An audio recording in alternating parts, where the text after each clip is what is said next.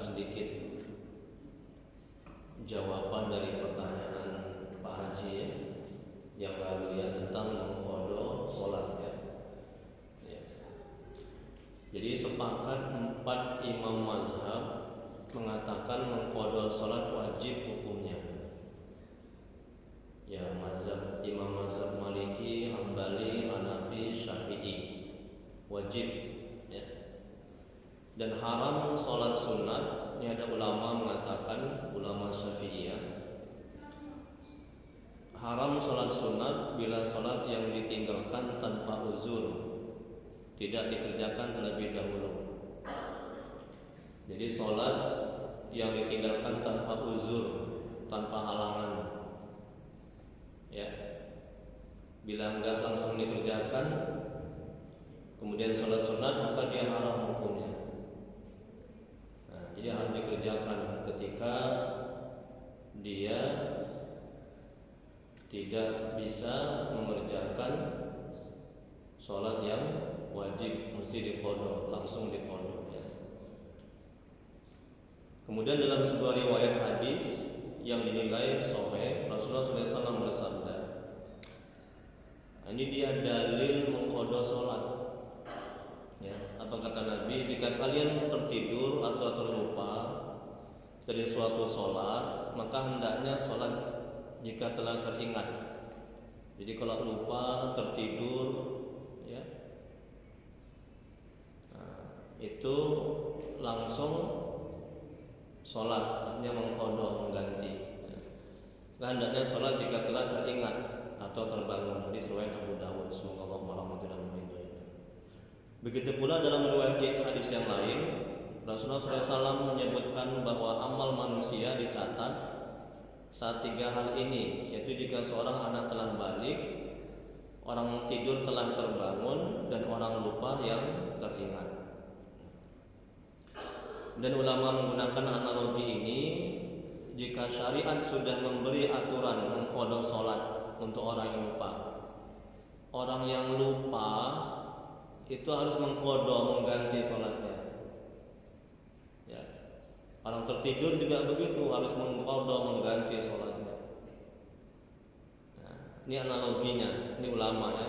Jadi ulama menggunakan analogi ini, jika syariat sudah memberi aturan mengqadha atau mengganti sholat untuk orang yang lupa, apalagi untuk yang sengaja, jelas lebih wajib mengganti sholat. Apalagi jelas dia sengaja tidak sholat, itu wajib diganti. Jadi ketika kita akhir balik dulu setelah umur 15 tahun, itu banyak yang ketinggal-tinggal sholat yang kita sengaja. Nah, itu sekarang mesti diqadha, diganti. Jadi ada ulama Syafi'iyah mengatakan haram hukumnya kalau kita sholat sunat sementara sholat yang kita tinggal itu tidak kita ganti. Masya Allah. Itu ulama Syafi'iyah. Tapi ada ulama mengatakan yang lain. Ada ulama yang lain ya. Gimana kalau misalnya sholat tarawih, kan sunat itu kan. Nah, jadi nggak sholat tarawih lah, jadi mesti mengqadha aja, mengganti aja. Ya. Nah, jadi ulama lain mengatakan ya nggak apa-apa katanya. Sholat sunat tarawih. Nah, setelah itu baru mengqadha, mengganti. Nah, itu bukan kata saya. Ini mazhab Syafi'i, kata ulama Syafi'iyah ya. Ini masalah fikih, kemarin Pak Haji ditanya. Nah, kemarin itu belum sempurna jawabannya. Makanya kayak utang sama saya. Makanya saya sempurnakan ya, saya cari lagi. Kemudian berikutnya, hal ini dikenal dengan qiyas, menganalogikan dengan hal-hal yang lebih berat atau tinggi kedudukannya. Mengqadha salat itu kedudukannya tinggi ketimbang salat sunat ya kan. Mengqadha kan wajib. Salat sunat itu kan tidak wajib, namanya sunat, dikerjakan berpahala, tidak dikerjakan tidak apa-apa. Kemudian sebagian ulama mengatakan bila terlalu banyak yang tertinggal, maka ia bisa mengqadha kemudian salat sunat dan mengqadha lagi. Tengok kan? Nah, ini salat tarawih Ya sholat sunat tarawih, habis itu mengkodok lagi, mengganti lagi sholat sunat isya, mengkodok sholat sunat isya, sholat sunat subuh, sholat sunat zuhur, mengkodok sholat sunat zuhur, sholat sunat asar, terus begitu. Nah kalau saya lakukan itu, tapi saya di sholat subuh mengkodoknya. Ya karena dulu setelah akhir balik, saya ingat-ingat ada yang tinggal sholat saya. Nah, ya. Nah itulah dia. Kemudian juga bagaimana kalau misalnya kita mengkodoknya habis maghrib? Nah, kita nggak sholat sunat ba'diyah maghrib. Nah, kita mendapatkan sholat sunat, kita mendapatkan mengkodok sholat dan juga mendapatkan pahala sholat sunnah. Walaupun kita tidak mengerjakan sholat sunat ba'diyah maghrib. Begitu juga kalau kita mengerjakannya ketika malam, pas tahajud, setelah bangun tidur malam. Nah, kemudian kita nggak sholat tahajud, kita gunakan untuk mengkodok sholat, mengganti sholat. Nah, kita mendapat pahala mengkodok sholat dan juga mendapat pahala tahajud. Masya Allah, tabarakallah, dua pahalanya. Jadi pada hakikatnya sisa umur kita ini harus digunakan untuk mengkodok sholat, mengganti sholat, bukan sholat sunnah. Nah itu kata ulama. Begitu juga kalau misalnya kita punya hutang, yang hutang puasa, nah menggantinya usahakan di hari Senin dan Kamis. Nah, ibu-ibu ini kan banyak yang hutang puasa, kan ini mau Ramadan, dibayar bu, ini hutang kepada Allah ya. Nah, hutang kepada manusia nggak kita bayar, kita nggak bisa masuk surga. Apalagi hutang kita kepada Allah. Nah cara membayarnya itu usahakan lebih afdal, lebih baik di hari Senin dan Kamis. Kita mendapat mengkodok puasa, pahala mengkodok puasa. Yang kedua kita mendapat pahala Senin, puasa Senin. Nah, atau mengkodoknya puasa 3 hari pertengahan bulan, Yaumul Bid, itu tanggal 13, 14, 15. Nah, juga ada ulama dulu juga dia puasa seharian pun sebulan, boleh itu, boleh nggak apa-apa. Atau puasa Nabi Daud, sehari puasa sehari buka. Yang lebih bagus itu puasa Nabi Daud. Tapi Ustaz saya kerja, dia lemas nanti nggak bisa. Ya udah puasa Senin Kamis saja. Nah gitu ya bu ya, mengkodoknya itu sangat dianjurkan. Dapat pahala mengkodok, dapat pahala puasa Senin. Itu Pak Haji ya, alhamdulillah. Puas Pak harga ini ya lengkap ya. Nah.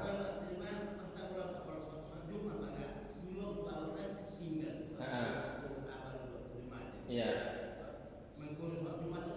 Ya pintar Pak Haji ya. Pak Haji ini pintar banget ilmu. Semoga membalas kebaikan Pak Haji ya. Enggak apa-apa dicampur kajian manajemen hati sama fikih ya sebentar. Ustaz, gimana kalau dulu kan banyak sholat yang tinggal, sholat Jumatnya. Kalau ibu-ibu kan nggak wajib sholat Jumat kan, nah, sholat zuhur. Tapi kalaupun ibu mau sholat Jumat nggak apa-apa, datang ke masjid, dapat pahalanya banyak kan, pahala setiap melangkah, kemudian pahala mendengarkan khutbah. Ya. Nah kalau misalnya ya nggak mungkin lah kita yang khutbah di rumah kan, kita yang khotib ya. Nggak mungkin kita sholat 2 rakaat. Syarat sholat Jumat itu mesti ada khutbah kan, itu rukun itu. Nah jadi kita ganti dengan sholat zuhur 4 rakaat. Sengaja aku mengkodok atau mengganti sholat zuhur 4 rakaat karena Allah Taala. Nah, pinter. Ya, udah Pak Haji? Alhamdulillah. Ya, wallahu a'lam bishawab. Hanya Allah yang Maha mengetahui jawabannya ya. Makanya kalau saya nggak bisa jawab, nanti pertemuan berikutnya saya cari dulu. Ini nggak boleh asal-asal berdosa nanti. Tanggung jawab saya. Ustaz Tri, kamu ada jemaah bertanya, kamu asal-asal jawabnya. Kemarin bukan asal-asal, cuman kurang lengkap. Nah, gitu. Jadi mengkode itu ada dalilnya. Ya Bu, Ibu ada bertanya? 1 atau 2 orang aja tentang tadi mengkode. Ya, mana tahu ada yang masih mengganjal. Oh iya, aku mesti banyak utang nih mau Ramadan. Dibayar ya Bu ya. Nah, nanti kalau nggak dibayar nanti mendapat ibu harus bayar fidyah sama mengqadha. Sebagai fidyah itu sebagai hukuman, ya. Baik, kita masuk hikmah yang ke berapa, Bu? Ke-14, ya. Alhamdulillah. Sebelum masuk hikmah ke-14, kita ulang sedikit hikmah yang ke-13. Syekh Al-Imam Ibnu Athaillah As-Sakandari, semoga Allah merahmati dan meridhoinya. Beliau mengatakan dalam kitab Al-Hikam, kalam hikmahnya yang ke-13, bagaimanakah hati kita akan bersinar apabila suatu di dalam alam ini melengket sedemikian rupa dalam mata hatinya. Itu hikmah yang ke-13. Jadi kalau hati kita kotor, hati kita penuh dengan maksiat dan dosa, hati kita lebih cenderung ingat dan fokus kepada istri, anak, pangkat, jabatan, pekerjaan, hati kita tidak akan bisa bersinar. Hati kita tidak akan bisa bersih. Dan seluruh anggota tubuh kita, mata, telinga ini akan melihat yang buruk-buruk, akan melakukan yang buruk-buruk. Karena sinar hati itu tidak melengket, tidak mengenai seluruh anggota tubuh. Tapi kalau hati kita bersih, ya, dari cinta kepada dunia, dari fokus kepada dunia beserta isinya, ya, maka sinar hati itu akan kena ke seluruh anggota tubuh. Ketika sinar hati kena ke mata, maka mata melihat yang baik-baik. Ketika sinar pancaran hati kena ke telinga, maka telinga akan mendengar yang baik-baik. Gitu, Bu. Paham, Bu? Nah, itu dah hikmah yang ke-13. Jadi kata Al-Imam Ibnu Athaillah, bagaimanakah hati kita akan bersinar apabila suatu di alam ini melengket sedemikian rupa dalam mata hatinya. Ya. Jadi susah. Bagaimana Ustaz caranya agar mata hati ini bersinar? Ya. Kemudian sinar cahaya dari mata hati ini, ya, menyebar ke seluruh anggota tubuh. Caranya bertobat. Ya, banyak istighfar, mohon ampun kepada Allah, ya. Bertobat. Jadi dengan tobat, kemudian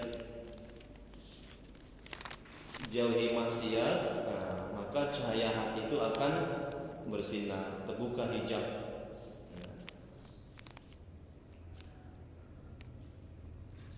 Jadi musibah yang menimpa kita itu akibat dari perbuatan kita. Jadi kalau kita kena musibah bala bencana, itu di WA grup tuh banyak kali itu yang curhat, jemaah-jemaah saya yang lain juga, Ustaz, anak saya kena musibah, istri saya, suami saya susah cari kerja, segala macam musibah. Jadi kata Allah, musibah yang menimpamu itu akibat dari perbuatanmu. Ya. Firman Quran surah Asy-Syura ayat 30. Apa kata Allah? Dan apa saja musibah yang menimpa kamu, maka adalah disebabkan oleh perbuatan tanganmu sendiri. Dan Allah memaafkan sebagian besar dari kesalahan-kesalahanmu. Jadi kalau istri, anak, suami belum taat, itu musibah. Jangan sibuk dengan keburukan suami, istri, anak. Itu nggak akan membantu. Makin stres, makin bertambah itu stresnya itu. Tapi sibukkan dengan tobat. Ya, jangan menyalahkan orang lain. Ini gara-gara papa, ini gara-gara mama, ini anak nggak taat, anak maksiat. Ya, ini gara-gara papa, mama, ini susah cari kerja. Jangan menyalahkan orang lain. Salahkan diri sendiri. Ini kata Allah di dalilnya. Quran surat Asy-Syura ayat 30. Musibah yang menimpamu itu akibat dari perbuatanmu sendiri. Itu kata Allah. Banyak kali yang curhat, ya, yang bertanya seperti itu. Nah, Bu, kalau ibu naik mobil, alhamdulillah, amin gitulah, Bu. Ibu didoakan. Kalau ibu naik mobil, kaca mobil depan tuh kotor. Ini manajemen hati, ya, agar kita bisa menerima musibah dengan sabar dan terbantu untuk mengatasinya. Ibu naik mobil, kaca mobil kotor, bisa nggak ibu jalan? Bu, bisa nggak jalan, Bu? Senyum-senyum, Bu. Bisa, Pak, jalan, Pak. Haji, berkunang-kunang, ya. Mobilnya jalan di tempat, nggak bisa jalan kaca mobil itu depan kotor. Ini manajemen hatinya. Jadi bagaimana? Mesti dibersihkan kaca mobilnya, baru bisa jalan. Bu, kalau ibu dapat masalah, ya, kesulitan apapun, udah hati ibu masih kotor, hati kita masih kotor, ya, itu nggak nampak solusi, nggak kelihatan itu solusi, ya. Dan Allah nggak bantu, Allah nggak menuntun, Allah nggak menolong. Kalau ibu dapat masalah, menyalahkan orang lain, stres, marah-marah, itu semakin double itu masalahnya, semakin nyesak di dada. Ibu nggak ridho, ibu nggak sabar, semakin menderita. Oh, suami goblok, taunya di rumah jangan bekerja. Oh, udah siap-siap itu. Itu semakin nyesek itu. Ingat kembali kepada Allah, kembali kepada Al-Quran. Apa kata Allah? Musibah yang menimpa kamu adalah disebabkan oleh perbuatan tanganmu sendiri. Terus apa yang dituntun oleh Allah? Tobat. Tidak tobat dan taat, setan yang mendekat. Quran surat Az-Zukhruf ayat 36. Ini perintah Allah kalau kita mendapat musibah, tobat. Dengan tobat hati menjadi bersih. Ketika hati bersih, maka mata hati bisa melihat kebenaran. Ketika hati bersih, pertolongan Allah mendekat. Ketika hati bersih, maka terlihat jalan solusi. Jadi tobat. Nah, apa kata Allah dalam Al-Quran? Barang siapa yang berpaling dari pengajaran Tuhan yang Maha Pemurah Al-Quran, ini tidak tobat, setan yang mendekat. Kalau kita nggak tobat dapat masalah, itu setan itu yang menuntun. Kalau udah setan yang menuntun, maka semakin berat masalah kita dan nggak akan ada solusinya. Nah, maka tobat, jika tobat, taat, pertolongan Allah mendekat. Quran surat An-Nur ayat 31. Dan bertobatlah kamu semua kepada Allah, wahai orang-orang yang beriman, agar kamu beruntung. Kalau dapat masalah, tobat, Allah memberikan jalan keluar. Hati bersih, terbuka, mata hati melihat jalan. Kalau mau naik mobil kaca kotor, bersihkan kacanya dulu, baru terbuka jalan. Itu perumpamaan. Dapat masalah, dapat kesulitan hidup, tobat. Ini perintah Allah. Ketika tobat, hati bersih. Ketika hati bersih, ya, Allah akan memberikan pertolongan, Allah yang menuntun. Mata hati akan melihat kebenaran, mata hati akan melihat jalan, mata hati akan melihat solusi. Masya Allah. Tapi banyak orang yang nggak tahu ini, akhirnya dia stres, menderita, bahkan ada yang membunuh diri. Jemaah saya, karena nggak sanggup, karena nggak tahu ilmunya. Ini kata Allah. Kemudian Rasulullah SAW bersabda, kalau kita tobat, perhatikan bu, itu dengarkan lagi di YouTube saya nih bu. Di WA Group sudah saya kasih. Ayo masuk WA Group manajemen hati, ya. Banyak kali tanya di situ. Ya kan Pak Haji Parlen? Nah, Pak Haji Parlen ini cuma yang setia nih, saya lihat ilmu-ilmu di manajemen hati, ya.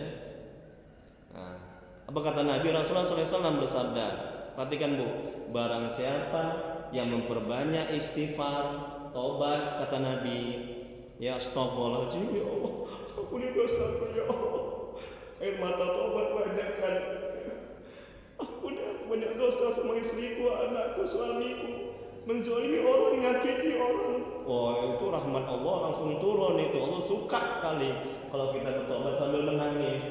Tapi kalau astagfirullahaladzim, alah, itu malaikat gemes itu ya. Ini tobat apa main-main ini? Nah, begitu.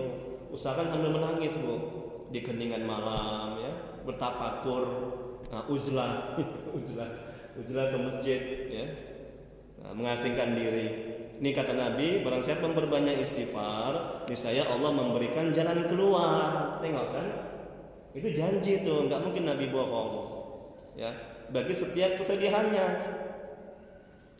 Kemudian kelapangan untuk setiap kesempitannya, dan rezeki dari arah yang tidak disangka-sangka. Tadi Sayyid Ahmad dan Ibnu Abbas, semoga Allah merahmati dan meridai mereka.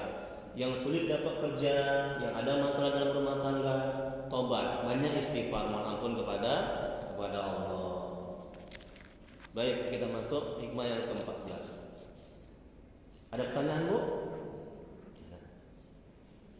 Syekh Al-Imam Ibnu Athaillah Sakandari. Tengok Bu, materinya Bu, hikmah yang ke-14. Ada yang belum dapat? Ini hikmah yang ke-13 bisa diambil bagi yang belum dapat.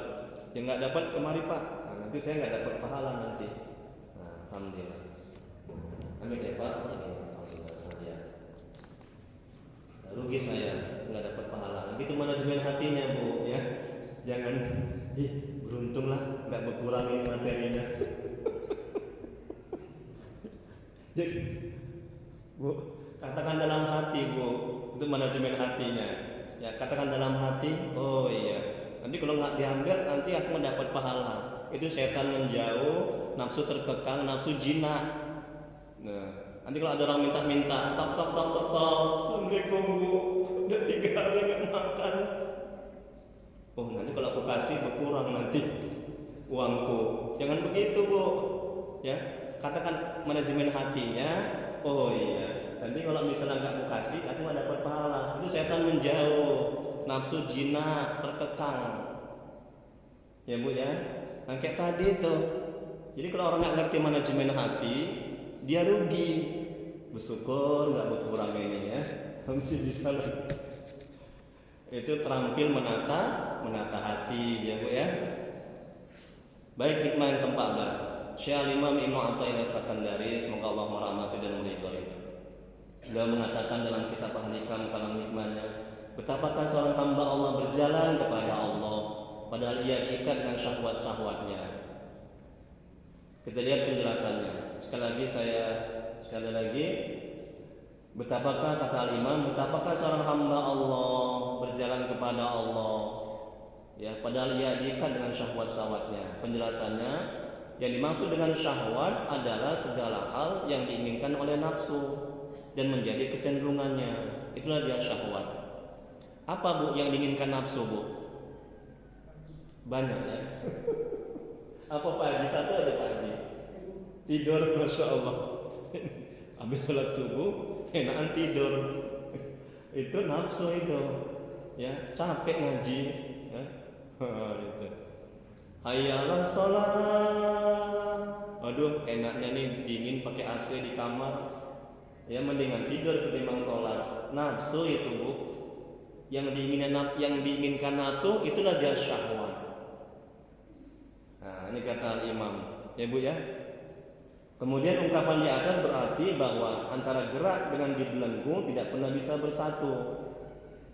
Jadi kalau misalnya syahwat terbelenggu, ya, nafsu terbelenggu di hati, nah maka susah untuk mendekat kepada Allah hati ini. Hatinya susah untuk mengenal Allah. Jadi hati ini dikendalikan nafsu. Jangan begitu Bu, harus hati ini yang mengendalikan nafsu.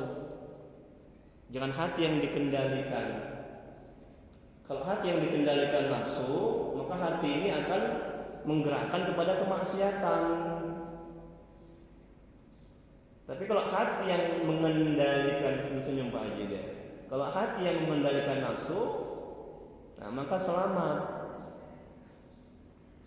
Karena hati ini kan raja, ya kan?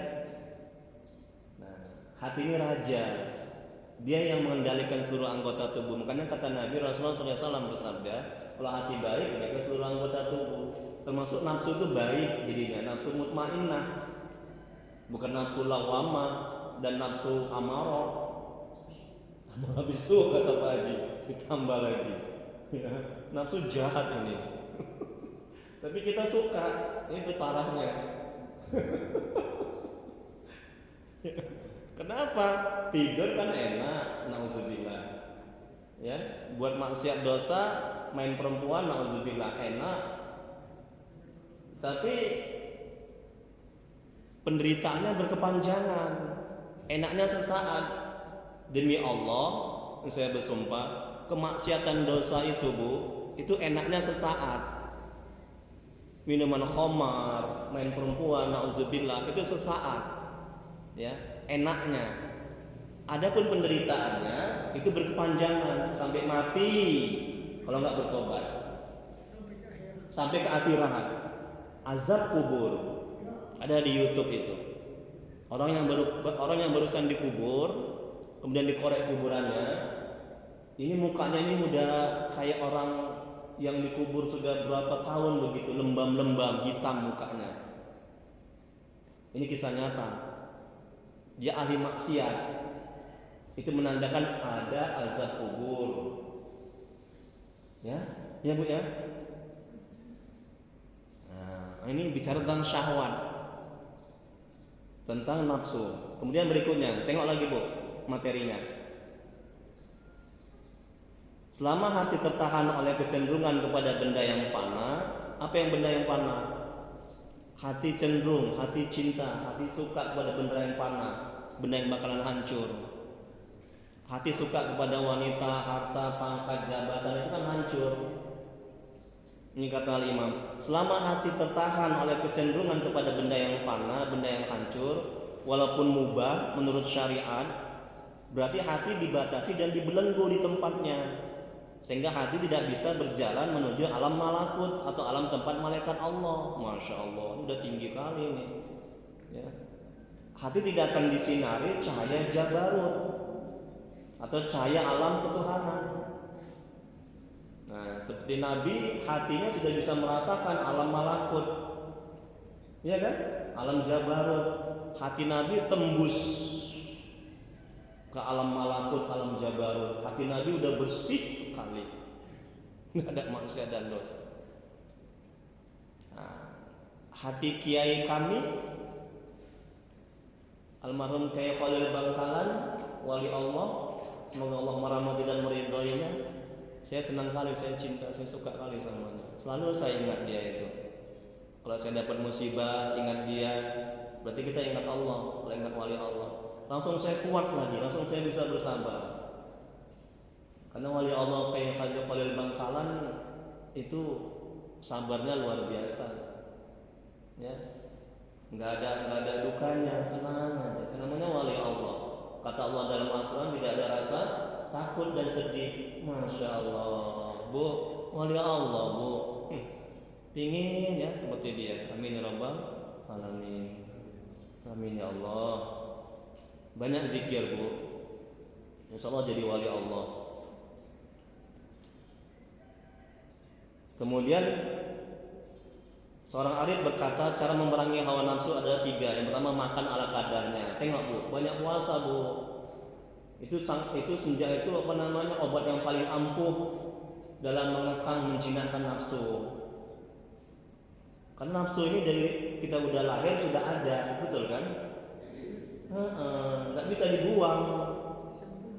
Ibu kalau dibuang nafsunya, ibu nggak bisa sholat, nggak bisa punya anak. Karena punya anak juga pakai nafsu, untuk sholat juga pakai nafsu, betul kan? Tapi nafsu mutmainnah, nafsu yang baik. Adapun nafsu itu dikekang. Ketika nafsu ingin buat maksiat, kita arahkan, hati yang mengarahkan. Ini manajemen hatinya, Bu. Bu. Ketika nafsu mengajak kita, nafsu bilang sama hati, wahai hati, jangan kamu mengaji Al-Hikam. Dibisikkan subuh di Masjid Istiqomah. Jangan diikuti. Nah, kemudian hati kontak ke akal. Nah, dikata hati udah akal, tidur aja, lebih enak tidur. Nah, jadi hati tidak mengekang, tidak mengindahkan. Artinya tidak tidak melawan, mengikuti, kalah. Itu makanya banyak puasa itu sangat manjur. Kemudian tidur seperlunya, banyak tahajud. Kemudian yang 3, sabar menghadapi gangguan manusia. Nah, ini manajemen hatinya, Bu. Bu, ketika ibu diganggu ya sama manusia, sama makhluk, disakiti, ya, agar nafsu kita jinak, nafsu kita terkekang, nafsu kita lemah, katakan dalam hati, oh ini saatnya aku menjinakkan nafsuku, menata nafsuku, melatih nafsuku. Jadi ibu bisa bersabar. Ibu kan minta, ya Allah, jadikan nafsuku nafsun mutmainnah. Jadi orang-orang yang gak menyukai ibu itu latihan ibu untuk menjinakkan nafsu ibu. Gitu dia manajemen hatinya. Sehingga kita bisa bersabar. Tapi kalau misalnya kita marah-marah, kita emosi ketika disakiti, kapan kita bisa latihan menjinakkan nafsu, mengarahkan nafsu kepada kebaikan? Jadi setiap yang Allah tentukan, setiap yang Allah takdirkan pasti baik. Makanya katakan dalam hati, oh ini episodenya aku melatih nafsuku ketika disakiti. Ketika suami ngomel-ngomel, istri ngomel-ngomel, marah-marah, oh ini episodenya, saatnya aku melatih nafsuku supaya tidak liar, supaya nafsu ini tidak membara, supaya nafsu tidak mengajak kepada kemaksiatan dan kehancuran. Gitu. Katakan dalam hati. Enak bu kalau kita terampil dalam menata hati kita. Kita akan selamat dunia akhirat. Kemudian berikutnya, ini kan kata ulama tadi, sabar menghadapi gangguan manusia. Ya, itulah cara memerangi hawa nafsu, cara melatih nafsu ini, cara menjinakkan nafsu, sabar menghadapi gangguan manusia. Ada yang menzaliminya, ada yang menyakiti. Ya, jangan sampai nafsu kita terpancing kepada berbuat kemaksiatan dan keburukan. Jangan sampai kita membalas. Kalau kita membalas, enggak terlatih nafsu kita, enggak jinak nafsu kita. Paham ya bu ya? Nah, kayak nafsu ini kan kayak kuda dia. Nafsu kayak kuda. Jadi kalau kita terampil dalam mengendalikan kuda, maka kuda itu tidak akan masuk ke jurang, mengajak ke jurang. Paham bu? Nah, tapi kalau kita terampil, kita naik kuda mau masuk ke jurang, kita arahkan lagi. Kuda itu kita naik kuda, dia mau belok ke kanan, kita arahkan lagi ke tengah. Nah, begitu. Nafsu itu mengajak kita kepada kemaksiatan, hati mengarahkan lagi kepada ketaatan. Nafsu untuk berbuat dosa, kita arahkan lagi, hati ini mengarahkan untuk berbuat taat. Nah, ini kita. Kemudian berikutnya seorang arif berkata, nafsu itu seperti anak kecil. Bila engkau membiarkannya, ia akan besar tetap suka menyusu. Namun bila kamu mau menyapihnya, niscaya ia tersakiti. Kemudian Syekh Ahmad bin Muhammad bin Ajib Al-Hasani, semoga Allah merahmati dan meridainya, berkata, jika engkau ingin sampai kepada Allah dan ingin mengenal Allah, ingin dekat kepada Allah, jangan bergantung kepada nafsu. Tengok nih kata Imam, jangan bergantung kepada nafsu, ya. Jangan bergantung kepada perbuatan, jangan bergantung pada daya dan kekuatanmu, tapi bergantunglah kepada Allah, kepada karunia Allah, kepada pertolongan Allah, kepada petunjuk Allah, dan kepada pemberian Allah. Jadi kalau hati bergantung kepada nafsu, perbuatan, kekuatan, daya upaya kita nggak akan bisa dekat kepada Allah, kita nggak akan bisa mengenal Allah. Masya Allah. Kalau kita ibadah, kita masih merasakan semua ibadah yang kita lakukan itu atas daya upaya dan kekuatan kita, maka kita nggak akan bisa sampai kepada Allah, nggak akan bisa mengenal Allah. Bahkan kita akan timbul ujub dan sombong dan merendahkan orang lain. Itu bahayanya kalau hati ini masih merasakan semua ibadah yang kita lakukan itu karena kemampuan kita, kekuatan kita, kehebatan kita, karena kesanggupan kita. Tapi tidak la haula wala quwata illa billahil aliyyil azim. Tidak daya dan upaya kecuali dengan bantuan dan pertolongan Allah. Masya Allah. Enak hati ini. Kita akan bisa ikhlas dalam beramal ibadah. Hati ini bisa khusyuk dalam beramal ibadah. Ya bu ya. Alhamdulillah ya Allah. Kemudian berikutnya Syekh Ahmad bin Muhammad bin Ajib Al-Hasani, semoga Allah merahmati dan meridainya, berkata, penyebab munculnya keletihan dalam beribadah adalah mementingkan urusan nafsu dan segala hal yang terkait dengannya. Barang siapa yang lenyap mengekang dari nafsunya, maka dia tidak akan menemukan apapun selain ketenangan. Masya Allah. Demi Allah, kalau kita bisa mengekang, menjinakkan nafsu kita, enak dalam ibadah, nggak bosen kita, nggak capek kita dalam berzikir, ya, nggak capek kita puasa, ya. Ini Ramadan puasa, ya. Kalau kita bisa mengekang menjinakkan nafsu. Kemudian berikutnya seorang arif berkata, setiap engkau pendam nafsumu, maka hatimu mendaki meningkat kualitasnya, lebih tinggi dan semakin tinggi. Jika kita terus mengekang nafsu kita, tidak menuruti ajakannya, ya, menjinakkan nafsu kita, kita akan seperti wali-wali Allah. Wah, itu ya. Jadi hati kita semakin tajam, hati kita semakin peka, hati kita semakin bersih, hati kita semakin bersinar. Kalau kita memendam, mengekang, menjinakkan nafsu kita arahkan kepada ketaatan, menjadi nafsu mutmainnah. Kemudian berikutnya, Syekh Tustari, semoga Allah merahmati dan meridainya, ditanya, apa yang paling berat buat nafsu? Ia menjawab, ikhlas, sebab nafsu tidak punya andil dalam ikhlas. Kemudian Syekh Imam Ibnu Athaillah Sakandari, semoga Allah merahmati dan meridainya, berkata, engkau harus terus mengontrol nafsumu setiap saat. Tengok Bu, apa kata Imam Bu? Engkau harus terus mengontrol nafsumu setiap saat. Jadi setiap detik nafsu ini selalu Bu membisikkan kita, menggiring hati, membisikkan hati. Kalau kita tidak berzikir, lalai dari Allah hati kita, siap-siaplah hati kita menjadi bulan-bulanan nafsu, setan, jin dan segala macam. Masya Allah, siap-siap kita menderita. Ya? Maka bentengi dengan zikir, ingat kepada Allah, sehingga nafsu itu jinak, nafsu itu akan mengarahkan kepada ketaatan, membisikkan kepada ketaatan.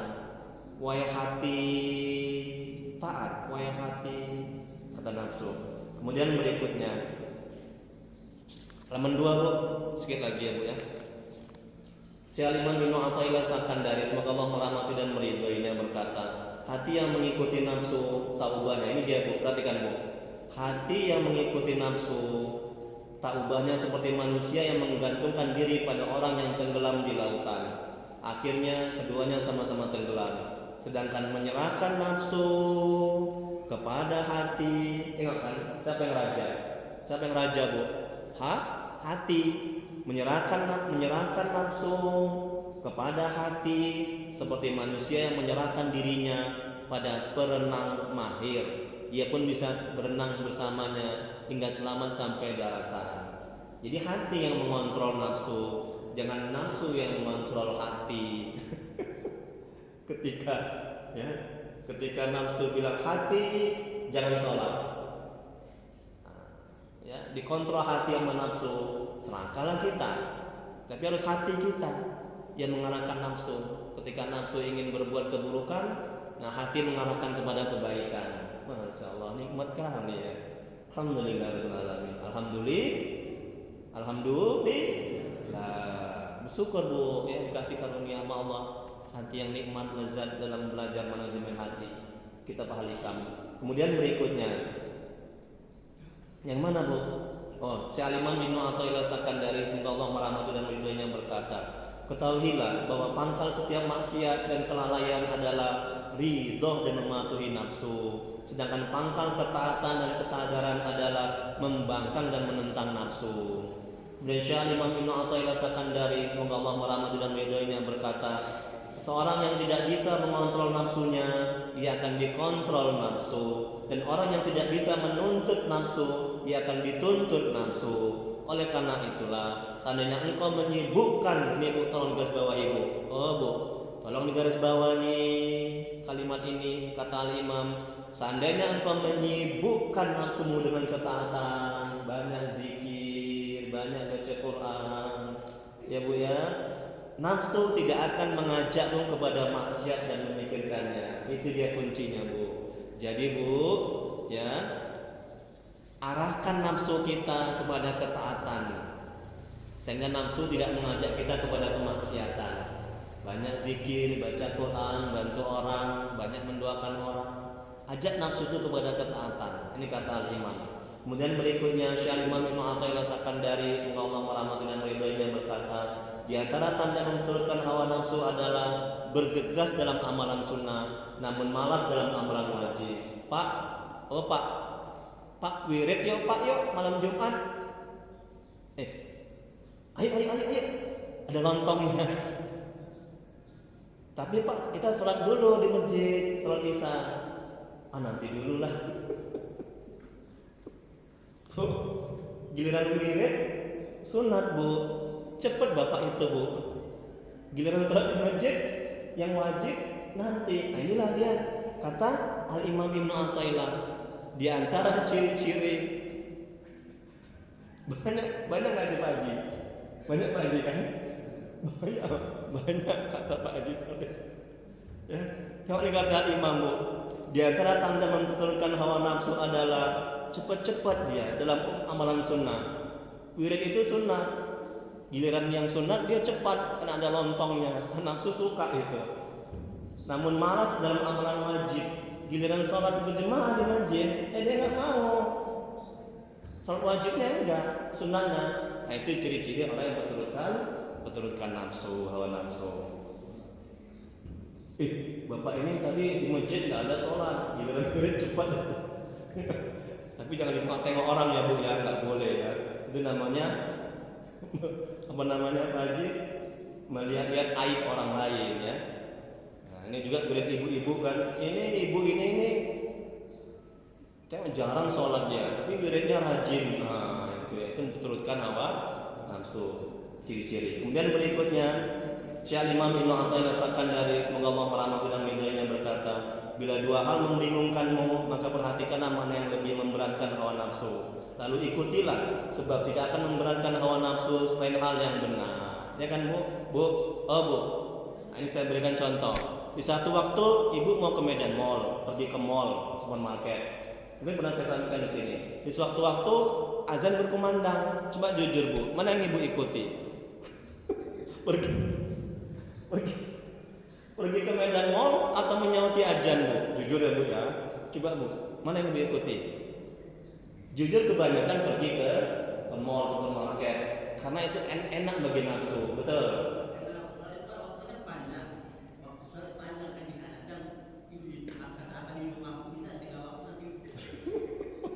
Ya terlepas dari waktu sholat panjang atau tidak, tapi kebanyakan manusia ya dia nafsunya lebih memperturutkan nafsunya pergi ke Medan Mall, nafsu suka itu, ketimbang menyauti azan. Menyauti azan, panggilan azan itu berat bagi nafsu.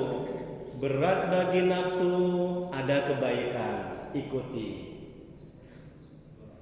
Masya Allah, subhanallah, kata paling. Sedangkan pergi ke mall itu ringan bagi nafsu, jangan ikuti. Di sini Al Imam